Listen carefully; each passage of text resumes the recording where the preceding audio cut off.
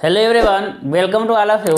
आज हम पढ़ेंगे आरसीसी का next topic assumption of RCC structure. बहुत अच्छा टॉपिक है आपका, समझिएगा। क्या पढ़ेंगे?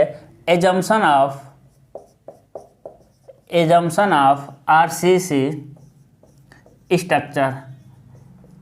देखिए, एजम्पशन सबसे पहले समझना हमको एजम्पशन मतलब क्या है, क्योंकि आरसीसी भी आपको समझ आता है, आपको स्ट्रक्चर भी समझ आता है। समझना है हमको आरसीसी एजम्पशन। तो एजम्पशन मतलब होता है मान्यताएं। एजम्पशन मतलब क्या होता है? मान्यताएं। हिंदी लिखते ही आपका नाम मतलब कन्फर्म हो गया क्या चीज़ है? एजम्पशन, एज्यूम करना है। एजम्पशन मतलब क्या हो गया भाई? एज्यूम करना, यानी कि मानना। एक्चुअल में वैसा नहीं है, लेकिन हम लोग क्या करते हैं? मानते हैं। किस लिए मानते हैं? चीज़ों को आसान करने के लिए। किन चीज़ों का? कैलकुलेशन को आसान करने के लिए हम क्या करते हैं? मान लेते हैं। जैसे कि अभी हम पढ़ेंगे, देखिएगा, एक आता है एजम्पशन। एक एजम्पशन है कि पूरा लोड है ना, पूरा लोड नहीं, पूरा टेंसाइल लोड। क्या करते हैं? हम लिख रहे हैं, एजम्पशन लिख रहे हैं, पूरा टेंसाइल लोड स्टील वहन करता है। क्या कह रहे हैं? पूरा टेंसाइल लोड कौन वहन करता है भाई? स्टील वहन करता है, तथा कंक्रीट को मुक्त मानते हैं। मतलब समझिएगा, मानते हैं मतलब समझिए हम कहना क्या चाहते हैं। एक एजम्पशन मतलब कि मानना है। जैसे कि एक होता है आरसीसी स्ट्रक्चर, क्योंकि आरसीसी स्ट्रक्चर का ही हम एजम्पशन देख रहे हैं। आरसीसी स्ट्रक्चर का ही एजम्पशन देख रहे हैं आप, है ना। तो देखिए, ये हो गया। नीचे क्या हो गया भाई? नीचे हो गया आपका छड़। नीचे क्या हो गया आपका? छड़ मतलब नीचे हम सिंपली सपोर्टेड बीम लिए थे, टेंसाइल जोन में डाल दिया छड़। जब ये बेंड होगा तो कैसे बेंड होगा भाई? इस पर लोड पड़ेगा तो ऐसा बेंड होगा। कैसा बेंड होगा? देखिए, हम बेंड कर दीजिए। कैसा बेंड होगा भाई? ऐसा हो जाएगा। यानी छड़ कहाँ है आपका? नीचे ही है। एक बीच में न्यूट्रल एक्सिस मिलता है, उदासीन अक्ष। अरे पढ़े होंगे आप बेंडिंग वाले चैप्टर में, स्ट्रक्चर मैकेनिक्स में। उदासीन अक्ष मिलता है। उदासीन अक्ष के नीचे क्या मिलेगा आपको? Tension zone. और उदासीन अक्ष के ऊपर क्या मिलेगा? Compression zone. जब लोड आया तो हम क्या एज्यूम किए हैं? हम एज्यूम क्या किए हैं कि जो नीचे लोड है ना, टेंशन, वो सारा का सारा टेंशन कौन ले रहा है? स्टील ले रहा है। पूरा टेंशन। कंक्रीट एक भी टेंशन नहीं ले रहा है। लेकिन आप सोचिए, आप इस बात को समझिए, नीचे का कंक्रीट कुछ ना कुछ तो टेंशन ले रहा होगा। नीचे का कंक्रीट जो है भाई, ऐसा थोड़ी कुछ नहीं टेंशन लेगा, कुछ ना कुछ तो टेंशन लेगा। माना कंक्रीट टेंशन में कमजोर होता है, लेकिन कुछ ना कुछ तो टेंशन लेगा, लेकिन एकदम कम टेंशन फोर्स को लेता है। इसलिए हम कह देते हैं कि नीचे टेंशन कंक्रीट लेता ही नहीं है। एज्यूम कर लेते हैं चीज़ों को आसान करने के लिए, क्योंकि फिर कंक्रीट का थोड़ा ही लेगा, वो कैलकुलेशन बढ़ा देगा, है ना। तो हम क्या कर लिए कि पूरा का टेंसाइल लोड, टेंसाइल फोर्स कर लीजिए, टेंसाइल लोड कर लीजिए, बात एक ही हुआ, है ना। तो पूरा का टेंशन फोर्स कौन लेता है भाई? नीचे। पूरा टेंसाइल फोर्स स्टील वहन करता है, तथा कंक्रीट को हम टेंसाइल फोर्स से मुक्त मानते हैं। क्या है? एजम्पशन। क्लियर हुआ चीज़ है? मानना, चीज़ों को आसान करने के लिए। हर सब्जेक्ट में आप पढ़ेंगे, सॉइल मैकेनिक्स में भी पढ़े होंगे, सारे सब्जेक्ट में पढ़े होंगे। सॉइल मैकेनिक्स, सॉरी, आप तो 4th सेमेस्टर के हैं, हमको लगा 6 का है। तो एजम्पशन मतलब मान्यता, चीज़ों को हम मानते हैं, ठीक है। एक और मान्यता आप पढ़े होंगे, कहाँ मेरे लाल? मान्यता आप पढ़े होंगे स्ट्रक्चर मैकेनिक्स में पढ़े होंगे कि कोई भी अनुप्रस्थ काट जो नमन से पहले समतल होती है, नमन के बाद भी समतल ही रहती है, तथा उसके अनुप्रस्थ काट में विकृति न्यूट्रल एक्सिस से दूरी के समानुपाती होता है। कहना क्या चाहते हैं समझिएगा। क्या है भाई अनुप्रस्थ काट? अरे अनुप्रस्थ काट क्या होता है? ए तो देखिए, ए वाला सेक्शन क्या हो जाएगा? ए वाला हो जाएगा, कहेंगे सर एल सेक्शन है, लॉन्गिट्यूडनल सेक्शन है। कौन सा सेक्शन है? Longitudinal section. ए बताइए कौन सा है? ए यही है इसका अनुप्रस्थ काट। यदि 3D देखेंगे तो ऐसा मिलेगा आपका। 3D देखेंगे तो ए वाला 3D ही क्या है आपका? अनुप्रस्थ काट। अभी अनुप्रस्थ काट क्या है? प्लेन है। जैसे समझिएगा, जैसे हम आप ही के सब्जेक्ट का ले रहे हैं, एक ले रहे हैं। देखिए, एक क्या है समझिए, एक बीम है। एक क्या है भाई? बीम है। तो इसका ये अनुप्रस्थ काट क्या है? समतल है। तो हम क्या करें कि कोई भी अनुप्रस्थ काट जो नमन से पहले समतल, एकदम प्लेन है, एकदम क्या है भाई? प्लेन है, तो नमन के बाद भी समतल होती है। देखिएगा, इसको हम बेंड कर रहे हैं, ए बेंड किए, तो बेंड किए तो क्या इसके अलग अलग परत, अलग अलग। आप एग्जाम्पल समझिएगा, ताश के पत्ता ले लीजिए, ताश के पत्ता को फोल्ड करेंगे तो उसके अलग अलग परत होंगे। कैसे होंगे भाई? जब है ना, जब इसको आप बेंड करेंगे, देखिएगा 3D हटा रहे हैं, जब आप इसको बेंड करेंगे तो एक ऐसा होगा, एक कुछ ऐसा होगा, एक परत ऐसा थोड़ा सा निकला हुआ, थोड़ा सा आपको लगेगा नहीं, है ना। देखिए थोड़ा सा निकाल लेना, थोड़ा सा, चीज़ें समझ रहे हैं, थोड़ा सा निकालिए भाई, थोड़ा सा। एक्चुअल में ऐसा होगा, एक्चुअल में ऐसा होगा, थोड़ा सा निकला, लेकिन नहीं, हम निकला नहीं मानेंगे, क्योंकि फिर इसका एरिया कैलकुलेशन में दिक्कत होगा ना। हम मान लेंगे ये भी अभी भी क्या है, प्लेन ही है, अभी भी क्या है, प्लेन है। वही चीज़ हम कर रहे हैं कि कोई भी अनुप्रस्थ काट, समझिएगा, लिखना पड़ेगा कि नोट्स में आप पढ़ लेंगे, चलिए लिख दे रहे हैं। कोई भी अनुप्रस्थ काट, कोई भी अनुप्रस्थ काट, कोई भी अनुप्रस्थ काट जो नमन से पहले समतल है, जो नमन से पहले, कोई भी अनुप्रस्थ काट जो नमन से पहले समतल है, नमन से पहले समतल है, नमन के बाद भी, नमन के बाद भी समतल ही होती है, समतल ही होती है। इसके बाद देखिए हम कुछ वर्ड लिख रहे हैं। कोई भी अनुप्रस्थ काट जो नमन से पहले समतल है, नमन के बाद भी समतल ही होती है। इसके बाद जो हम वर्ड बोले हैं समझिएगा, अर्थात, अर्थात, अर्थात न्यूट्रल एक्सिस के, एन मतलब न्यूट्रल एक्सिस, अभी बता रहे हैं, न्यूट्रल एक्सिस के ऊपर तथा नीचे, अर्थात न्यूट्रल एक्सिस के ऊपर तथा नीचे, ऊपर तथा यहाँ लिख रहे हैं हम, ऊपर तथा, न्यूट्रल एक्सिस के ऊपर तथा नीचे, नीचे विकृति, न्यूट्रल एक्सिस के ऊपर तथा नीचे विकृति न्यूट्रल एक्सिस से दूरी के समानुपाती होता है। इसका मतलब क्या हुआ, समानुपाती होता है, न्यूट्रल एक्सिस से दूरी के समानुपाती होता है। इसका मतलब देखिए, कोई भी अनुप्रस्थ काट जो नमन से पहले समतल है, नमन के बाद भी समतल रहता है, समतल, समतल ही है, ठीक है। यहाँ तक तो हम बता दिए। अर्थात न्यूट्रल एक्सिस से ऊपर तथा नीचे विकृति न्यूट्रल एक्सिस से दूरी का समानुपाती होता है। इसका मतलब समझिएगा, जैसे कि एक हम क्या ले रहे हैं भाई, एक हम बीम ले रहे हैं, ठीक है। अब बीम में एक न्यूट्रल एक्सिस होगा, होता है, अभी नहीं होगा, और बेंडिंग के बाद होगा, ठीक है। देखिए ये बेंडिंग मिला, तो बीम में क्या होता है, एक न्यूट्रल एक्सिस होता है, neutral axis, neutral axis, neutral axis, N है ना, बार बार हम यूज करेंगे, एन मतलब न्यूट्रल, न्यूट्रल एक्सिस, जिसे हम कहते हैं उदासीन अक्ष। उदासीन है, न खुशबू है न बदबू है। कुछ लोग होते हैं ना, न हंसेंगे न रोएंगे, पता ही नहीं चलेगा खुश है कि दुखी है ना। इसे एक और नाम से जानते हैं, बल शून्य रेखा। इसे एक और नाम से जानते हैं हम, क्या जानते हैं, बल शून्य रेखा। समझिएगा मतलब क्या हुआ कि यहाँ बल क्या रहता है, शून्य रहता है भाई, क्योंकि यहाँ ना टेंशन फोर्स रहेगा, ना यहाँ कंप्रेशन फोर्स रहेगा, ना यहाँ क्या है कि टेंसाइल जोन है ना कंप्रेशन जोन है। जब बल नहीं है तो विकृति भी जीरो ही रहती है ना, विकृति भी जीरो रहती है। बल शून्य रेखा भी कहते हैं, न्यूट्रल है, उदासीन अक्ष है। अब बताइएगा न्यूट्रल एक्सिस क्या लिखे हैं कि न्यूट्रल एक्सिस के ऊपर तथा नीचे विकृति न्यूट्रल एक्सिस से दूरी के समानुपाती होता है। बताइएगा यहाँ से जैसे जैसे आप ऊपर बढ़ेंगे विकृति का मान बढ़ेगा कि नहीं, आप खुद देख लीजिए। यहाँ विकृति अधिक है, उसके नीचे आएंगे तो विकृति कम, उससे नीचे आएंगे तो उससे कम। आप यहाँ एग्जाम्पल से समझिए ना। आप इसका यदि हम स्ट्रेन डायग्राम बनाए, स्ट्रेन डायग्राम, तो ऐसा बनेगा, देखिएगा ए ऐसा। मतलब क्या कहना चाहते हैं, ए है आपका कंप्रेशन का जोन, ए है आपका टेंशन का जोन। अरे कंप्रेशन से टेंशन में कैसे जाएगा, धीरे धीरे कंप्रेशन का मान कम होगा और एक ऐसा जगह आएगा कि कंप्रेशन टेंशन जीरो होगा, तभी तो टेंशन में इंटर करेगा वो।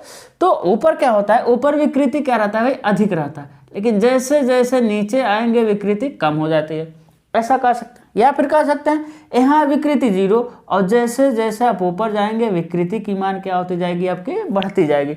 यहाँ का फाइबर, यहाँ का जो रेशा होगा अधिक दबा रहेगा, उससे कम यहाँ का दबा रहेगा, उससे कम यहाँ का दबाएगा, उससे कम यहाँ का दबेगा, एकदम यहाँ कुछ नहीं होगा। फिर यहाँ का रेशा थोड़ा सा फैलेगा, फिर इसके बाद अधिक फैलेगा, एकदम अधिक फैलेगा और नीचे सबसे अधिक फैल जाएगा। चीज़ें समझ आ रही है। तो ये बात था, न्यूट्रल एक्सिस से ऊपर तथा नीचे विकृति न्यूट्रल एक्सिस से दूरी का क्या होता है भाई, समानुपाती होता है। ठीक है, चलिए आगे चलते हैं।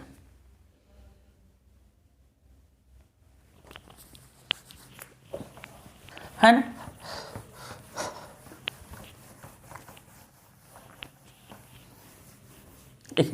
दो हो गया। तीसरा देखिए क्या कह रहा है, तीसरा कह रहा है कि हाँ तीसरा करा, स्टील तथा कंक्रीट के मध्य, स्टील तथा कंक्रीट के मध्य, स्टील तथा कंक्रीट के मध्य दिख रहा है। बॉन्डिंग क्या होता है भाई, बॉन्डिंग परफेक्ट होता है, बॉन्डिंग परफेक्ट होता है। क्या कर रहे हैं, स्टील तथा कंक्रीट के मध्य क्या होता है, बॉन्डिंग परफेक्ट होता है। बॉन्डिंग परफेक्ट का मतलब एक बीम है, कुछ भी है, आरसीसी मेंबर होना चाहिए, इसमें स्टील रहेगा भाई। तो स्टील, जो स्टील है ना, स्टील मेरा एक क्या, इसको मान लेना स्टील है और एक क्या है मेरा कंक्रीट है। तो ये स्टील है, एक क्या है कंक्रीट है। तो स्टील और कंक्रीट के बीच जो बॉन्डिंग क्या है, एकदम परफेक्ट है। परफेक्ट मतलब क्या हो गया कि जब ये इधर जाएगा तो ये भी जाएगा, ऐसा नहीं है ये अलग खिसक जाएगा, समझ रहे हैं ना, मतलब बेंड होगा या कुछ भी कोई भी लगेगा। तो बॉन्डिंग क्या है आपका, परफेक्ट है। बॉन्डिंग क्या है, परफेक्ट है। इसका मतलब ये अलग और ये अलग नहीं है, एकदम बॉन्डिंग परफेक्ट है। ये इधर जाएगा तो ये भी इधर जाएगा, ये इधर जाएगा तो ये भी, दोनों साथ साथ जाएंगे, दोनों क्या होंगे, साथ साथ जाएंगे। फिर है ना बॉन्डिंग, दोनों के बीच क्या है, बॉन्डिंग।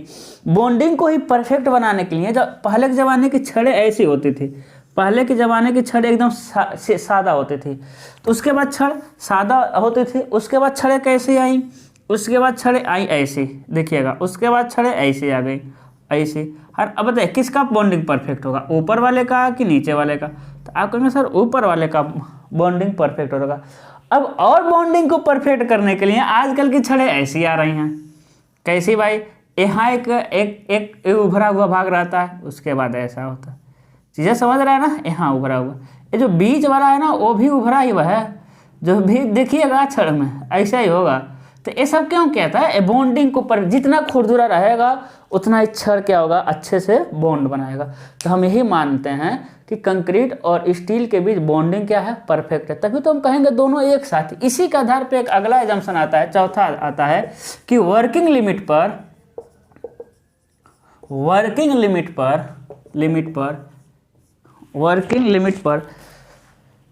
कंक्रीट और स्टील, या फिर आरसीसी बोल सकते हैं, कोई दिक्कत नहीं। वर्किंग लिमिट पर कंक्रीट और स्टील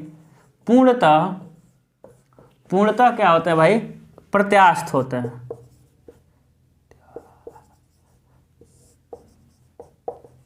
कैसे होते हैं, पूर्णतः प्रत्यास्थ। प्रत्यास्थ मतलब इलास्टिक, प्रत्यास्थ मतलब क्या होता है, इलास्टिक होता है। मतलब क्या हो गया कि जब इलास्टिक लिमिट आप पढ़े होंगे स्ट्रक्चर मैकेनिक्स में, है ना,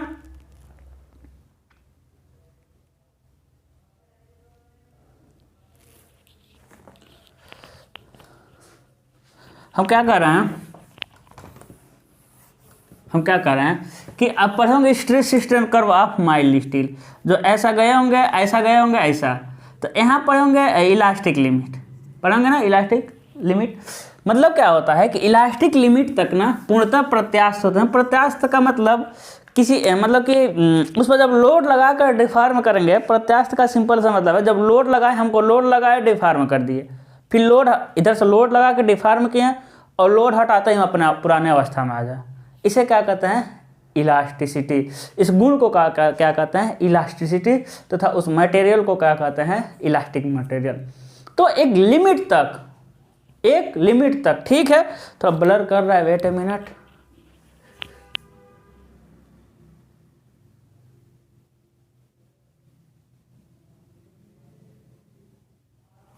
चलिए ठीक है। और बीमारी हो जाती है कभी कभी, गोरा कर दिया, ठीक है। कई मिनट पे हुआ है भी देख लें, 14 मिनट पे एडिटिंग करना पड़ता है ना बाद में। अभी ऐसा कर रहा था, आप पता नहीं आपको दिखा कि नहीं, मेरे दिख रहा था, ठीक है। हम क्या कर रहे हैं कि दोनों कंक्रीट और स्टील क्या मानते हैं, एकदम पूर्णतः प्रत्यास्थ मानते हैं।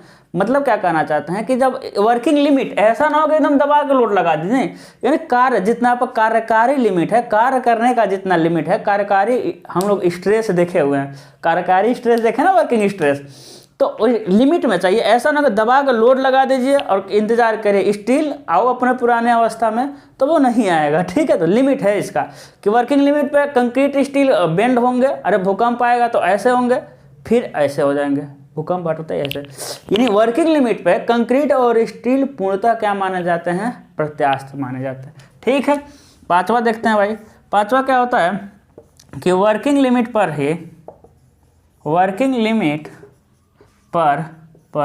कंक्रीट और स्टील का वर्किंग लिमिट पर ऐसा लिख सकते हैं, प्रतिबल विकृति आरेख, प्रतिबल विकृति आरेख वर्किंग लिमिट पर प्रतिबल विकृति आरेख एक सीधी रेखा देती है। एक क्या है भाई, वर्किंग लिमिट पर प्रतिबल विकृति आरेख क्या देता है, एक आपको सीधी रेखा देता है। इसका मतलब समझिए, अभी हम आपको समझाए हैं, अभी जस्ट आपको समझाए हैं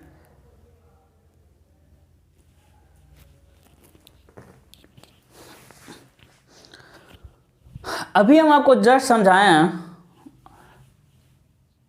ठीक है, ठीक है। अभी क्या समझाए हैं, अभी मतलब 5 मिनट पहले समझाए थे कि जो वर्क, हाँ क्या समझाए थे कि जो देखिए एक कोई क्या हो जाएगा मेंबर, इसको हम बेंड नहीं कर रहे हैं, लेकिन बेंड करने के बाद समझिएगा, है ना। चलिए कर ही दे रहे हैं, बेंड कर दिया, ठीक है, क्या कर दिया हम, बेंड कर दिया। अब देखिएगा यहाँ एक न्यूट्रल एक्सिस मिलेगा, यहाँ क्या मिलेगा आपको, एक न्यूट्रल एक्सिस। देखिए ए हो जाएगा आपका क्या, न्यूट्रल एक्सिस, क्या हो जाएगा, न्यूट्रल एक्सिस हो जाएगा। अब देखिए हम क्या कर रहे हैं, प्रतिबल, प्रतिबल कैसे मिलेगा, यहाँ से धीरे धीरे प्रतिबल बढ़ेगा, किसमें, कंप्रेशन में, कंप्रेशन में धीरे धीरे प्रतिबल मिलेगा, प्रतिबल बढ़ेगा। और यहाँ क्या मिलता है, मैक्सिमम कंप्रेसिव स्ट्रेस, यहाँ मिलता है मैक्सिमम कंप्रेसिव स्ट्रेस। नीचे भी धीरे धीरे प्रतिबल बढ़ेगा, नीचे भी धीरे धीरे प्रतिबल बढ़ेगा, और नीचे यहाँ मिलेगा मैक्सिमम टेंसाइल, ए सिग्मा सी बी होता है, ए सिग्मा एस टी होता है। एक्चुअल में, एक्चुअल नहीं है, हम इसको बताएंगे अगला टॉपिक जो होगा उसमें हम स्ट्रेस स्ट्रेन कर्व बताएंगे, जिसमें हम एग्जैक्ट बताएंगे। अभी समझाने के लिए यहाँ अभी हम एजम्पशन को बता रहे हैं, एग्जैक्ट हम बताएंगे, ठीक है। अभी तो बताए चीज़ें, ये चीज़ें तो अभी हम बताएं कि प्रतिबल क्या होता है भाई, कोई भी अनुप्रस्थ कार्य जो नमन से पहले समतल या नमन के बाद भी समतल ही होती है, अर्थात न्यूट्रल एक्सिस के ऊपर तथा नीचे विकृति, ये विकृति है, न्यूट्रल एक्सिस से ऊपर तथा नीचे विकृति, न्यूट्रल एक्सिस से दूरी का क्या होती है, समानुपाती होती है, ठीक है। लेकिन बताइएगा हुक का नियम पढ़े होंगे आप, हुक्स लॉ, है ना, हुक्स लॉ, हुक्स लॉ क्या कहता है, जो प्रतिबल होता है मेरे लाल, जो प्रतिबल होता है वो किसके समानुपाती होता है, विकृति के। अरे पढ़े हैं कि नहीं पढ़े हैं, हम वही चीज़ तो लिखे हैं कि वर्किंग लिमिट पर, लिमिट लाइम नहीं, वर्किंग लिमिट पर प्रतिबल विकृति आरेख एक सीधी रेखा देती है। विकृति सीधी रेखा तो प्रतिबल भी सीधी रेखा, है ना। बताइएगा जो विकृति तो हम कह देंगे सही है, लेकिन प्रतिबल आरेख सही नहीं, हम फिर कह रहे हैं प्रतिबल आरेख एग्जैक्ट ऐसा नहीं बनता। हम तो आपको समझाने के लिए वैसा बना रहे हैं, त्रिभुज नीचे भी, नीचे त्रिभुज नहीं बनता है, लेकिन हम आपको बताएंगे नहीं बनता है इसका रीजन जब हम अभी आगे पढ़ाएंगे प्रतिबल विकृति आरेख, उसमें एग्जैक्ट बताएंगे। अभी हम इस अजम्पशन का मोटा मोटा मतलब बता रहे हैं। क्या कर रहा है कि वर्किंग लिमिट पर,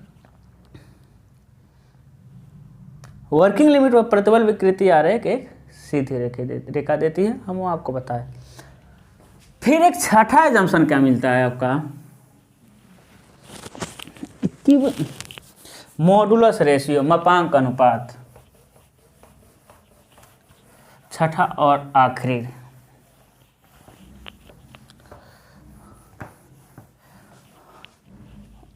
छठा मापांक अनुपात।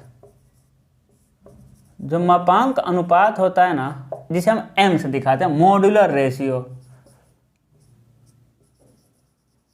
जो मापांक अनुपात है, क्या है भाई, मापांक अनुपात, मॉड्यूलर रेशियो, वो क्या होता है 280/3 सिग्मा CB। क्या होता है 280/3 सिग्मा CB। अब सिग्मा CB क्या है बताइए, आपको बता चुके हैं हम सिग्मा CB।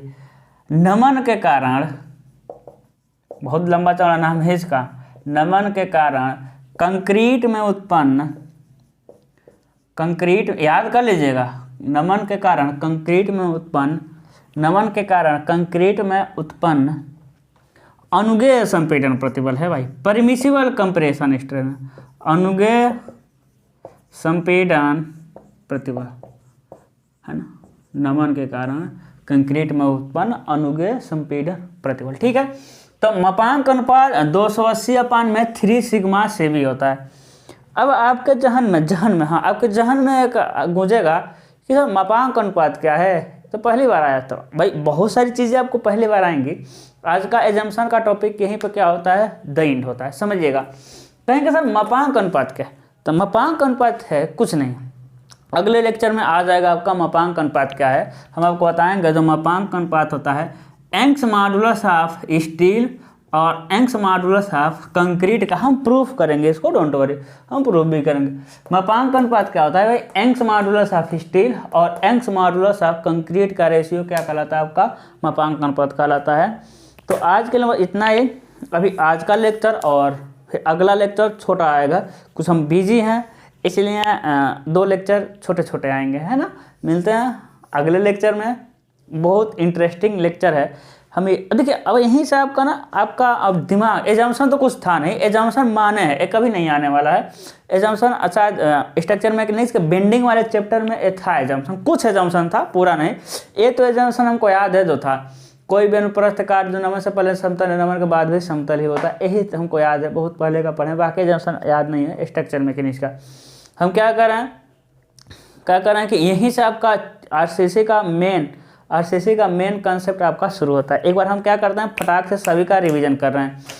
सबसे पहले समझिए, सबसे इम्पोर्टेंट क्या है कि कोई भी अनुप्रस्थ काट जो नमन से पहले, है ना। चलिए अभी हम क्या करेंगे, हम रिवीजन करेंगे एजम्पशन ऑफ आरसीसी स्ट्रक्चर कितने होते हैं। पहला है आपका कोई भी अनुप्रस्थ काट जो नमन से पहले समतल होगा, नमन के बाद भी समतल होगा, अर्थात न्यूट्रल एक्सिस से ऊपर तथा नीचे विकृति न्यूट्रल एक्सिस से दूरी के समानुपाती होता है। दूसरा एजम्पशन क्या है कि सभी टेंसाइल फोर्स को स्टील वहन करता है तथा कंक्रीट को टेंशन फोर्स से हम फ्री मानते हैं। तीसरा एजम्पशन क्या है आपका कि वर्किंग लिमिट पे कंक्रीट और स्टील पूर्णतः इलास्टिक होते हैं। चौथा क्या है, वर्किंग लिमिट पे जो प्रतिबल विकृति आरेख होता है एक सीधी रेखा देता है। पांचवा एजम्पशन क्या है कि जो स्टील और कंक्रीट के बीच बॉन्डिंग होता है एकदम परफेक्ट होता है। छठा एजम्पशन क्या है, मॉडुलर रेशियो मापांक अनुपात क्या होता है 280/3 सिग्मा सीवी क्या होता है, नमन के कारण कंक्रीट में उत्पन्न अनुदैर्ध्य संपीड़न प्रतिबल। तो ये था आपका आज का एजम्पशन, बस इतना ही है। लेकिन अब इसको समझाने में टाइम लगा है, देखिए 1 मिनट नहीं लगा, इसका हम रिवीजन कर दिए, इसको समझाने में टाइम लगा है। ठीक है, मिलते हैं अगले लेक्चर में इंपॉर्टेंट डेरिवेशन के साथ। अपना ख्याल रखिए, गुड लक।